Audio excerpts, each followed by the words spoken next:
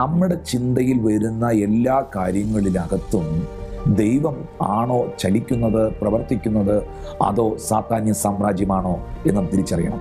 നമുക്ക് തെറ്റല്ലെന്ന് നമ്മളെ കൊണ്ട് ചിന്തിപ്പിച്ചുകൊണ്ട് ഇതൊക്കെ ആരാ ചെയ്യാത്ത, ഇങ്ങനെയൊക്കെ ആരാ പറയാത്ത, ഇങ്ങനെയൊക്കെ ആരാ പ്രവർത്തിക്കാത്ത എന്നൊക്കെയുള്ള ആശയങ്ങൾ നമ്മുടെ അകത്ത് പിശാച് തന്ന് നമ്മളെ അതിനകത്ത് കുടുക്കി ട്രാപ്പ് ചെയ്ത് പിന്നെ ഒരിക്കലും അതിനകത്തുനിന്ന് പുറത്തു പോകാൻ കഴിയാത്ത നിലയിൽ നമ്മെ കുരുക്കുന്നവനാണ് സാത്താൻ എന്ന് പറയുന്നത്. അവിടെയാണ് പ്രിയപ്പെട്ടവരെ യേശു കർത്താവ് ചെയ്തതുപോലെ ദൈവത്തിൻ്റെ വചനത്താൽ, ദൈവവചനത്തിൻ്റെ യാഥാർത്ഥ്യത്താൽ പൈശാചിക തന്ത്രങ്ങളെ വിജയിക്കേണ്ടത്. തെറ്റല്ല എന്ന് നിങ്ങളെ കൊണ്ട് ചിന്തിപ്പിച്ചൊരു ചിന്താകത്ത് തന്ന് നിങ്ങളെ ആ വിഷയത്തിൽ തെറ്റുകാരനാക്കി പിന്നത്തേതിൽ ഒരിക്കലും അതിൽ നിന്ന് പുറത്തു വരുവാൻ കഴിയാത്ത രീതിയിൽ കുരുക്കുന്ന സാത്താന്യ തന്ത്രങ്ങളെ തിരിച്ചറിഞ്ഞ് ദൈവവചനത്തിൻ്റെ ശക്തിയാൽ സത്യസന്ധമായ ജീവിതം നയിക്കുവാൻ ദൈവം നിങ്ങൾക്ക്